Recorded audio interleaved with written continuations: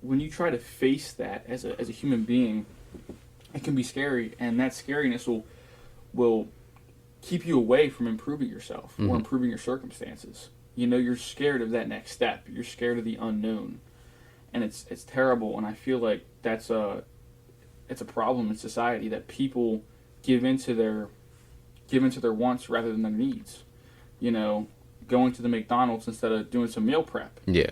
They give into the more unhealthy option rather than putting the work in and trying to do something that'll help themselves. They go into the more unhealthy option. They spend more money. They just continuously do these things that will not benefit them in the long run. It's just a quick fix. Yeah. It's just something that they can get right out of the way and do. And that's an issue in society. It leads to poverty. It leads to addiction. It leads to a lot of negative things. And I feel like it's a reason why society, in an aspect, is so negative, because individuals aren't doing the next right thing for themselves. They're not doing the next right thing that they know will help themselves. They're going to delve into addictions. They're going to delve into the quick fixes. They're going to delve into whatever they want to delve into rather than looking at it from an outside perspective and saying that this is what I need to do. Yeah. I faced addiction, currently facing nicotine addiction. It's a hard battle. And, improving yourself is the same aspect. It's you'd rather do what's comfortable and what's known than taking the next step to do what you need to do in life. And I feel like that affects society. And social media seems to enhance this to a point. There's all different types of pages or outlets on social media. You got your, fucking pothead pages, you know what I'm saying, where all they post about is weed and smoking weed. And that could be good for someone who needs it. But then someone who doesn't need it, someone who's a drug addict, someone who knows they can't smoke weed, but they view this content and it gets them to want to do it. Yeah. But then there's the positive aspects of social media with the people that are improving themselves, spreading positivity. And there's two different aspects to it. Mm-hmm. And I feel like that there's no right and wrong answer when it comes to these things. There's always a gray area. Yeah. Always a gray area when it comes to this type of deal. Now, do you think social media is improving society in a way, or do you think it's being negative, or do you think there's a gray area there? What do you think? It's definitely in a gray area for me. And the reason I say that is because it's great that we have a fast way of raising awareness for certain topics, you know what I mean? But I also feel like it's too much information.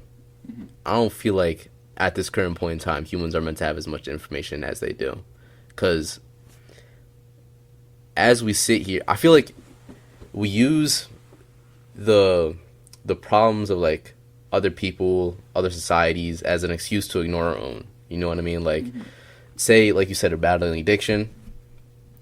You can hop on TikTok, look at someone else doing the same thing, just worse, and it makes you feel better because, like, oh wait, I'm not as bad as them. You know what I mean? And I feel like that's just it subverts the problem. You know what I mean? It gives you an escapist ideology. You know what I mean? It makes you think like, yeah, what I'm doing is not that good, but it's not as worse as the next guy. You know what I mean? It almost. And in some cases, like with weed and like nicotine and stuff, it almost glorifies it. You know what I mean? Like, oh, me, like you can see plenty of the memes like saying like me and the bros when we get high or something. You know what I mean? Yeah. Like it adds a certain novelty to it, I guess you could say. Yeah. Like almost supporting it. Yeah. When it really, in reality, it's not good for you. But that's just with social media in general. Like it blows everything out of proportion in a way that. It's just not good for the human condition, human spirit. And it's just, in general, not good. Like, it distracts you from just going outside, too. Mm-hmm. It's just, overall, I don't know. I love social media for the fact that it can connect people. Like, there's plenty of the good aspects for social media and the internet. It's just, it can connect people. It can get people in touch, you know what I mean? Yeah. If you haven't seen a lost relative in a while, you can go connect with them over that, meet up, find a place to meet up, you know what I mean? Yeah. But it's just all the negatives. I feel like all the negatives outweigh the goods. You know what I mean? It's just, I don't know. It's too much almost. Well, to a point, I feel like there's a major gray area there, like you said, with social media. And social media glorifying things. It glorifies plenty of negative things. You know, like the pornography, all that stuff, social media will definitely tend to glorify. But in the same aspect of things, those things that are that it's glorifying aren't always necessarily negative in a sense. You know, like you said, you know, like with the memes, like getting high with the boys and stuff. It's okay to, like you said, like it's okay to go out once in a while, you know, chill with the boys, you know, have a couple drinks, kick back. It's okay. But when you glorify it and you're constantly absorbing that content over reels or shorts or whatnot, you're constantly having that in your brain. That's all that's going to be bouncing around in there. Yeah. You have no outside point of view because that's all you watch. You know, I feel like it's the same thing with politics in a way. Because your For You page is just what you watch. Exactly. You know, and I feel like that's a negative aspect of social media is that you're only getting one opinion or one side of the story. It's biased. It is biased. It's your own opinion reflected back at you. So exactly, there's no variety there. You're not going to see someone else's opinion on a topic because you don't get anyone else's opinion. You only get what you like, which isn't life. Life is about dealing with things that you don't like. And then you see people like this in the real world. You see people who argue the fact constantly, especially with politics. People freaking out in public over politics. You know, it does have an effect on society. Yeah. Certain policies and certain things can be negative for society. I'm not saying that, you know, politics don't have an effect and that some people are wrong for speaking out, but it's the people that are in the middle of the McDonald's raging about something they just seen on TikTok to a guy that's on the other political spectrum. You know, the people that can't have a conversation about politics, they have to have an argument. They can't just sit down and chill. I feel like those are the people that are influenced the most through social media, through the constant negative feedback. Yeah. Or the constant feedback loop. Not necessarily negative, it can be negative, but depending upon what you're watching. But it's a constant feedback loop of your opinion.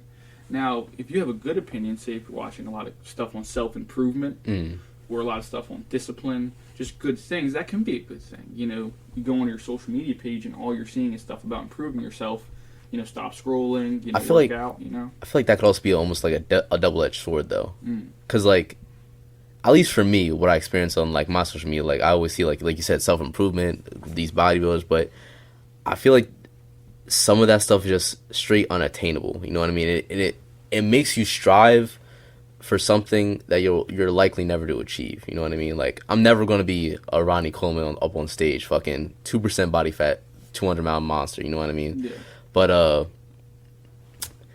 I just, it gives you, it can make you have unrealistic expectations for yourself, and I feel like that's the double-edged sword with that. You know what I mean? Self-improvement. It can make you expect certain things that just are not possible for the average man, at least. You know what I mean?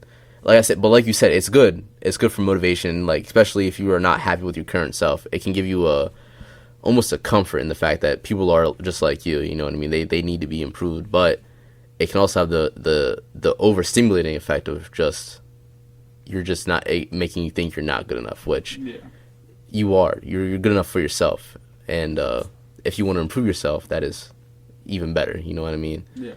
So I just feel like almost everything with social media, in my opinion, is like a double-edged sword. You can always have too much, but I don't know.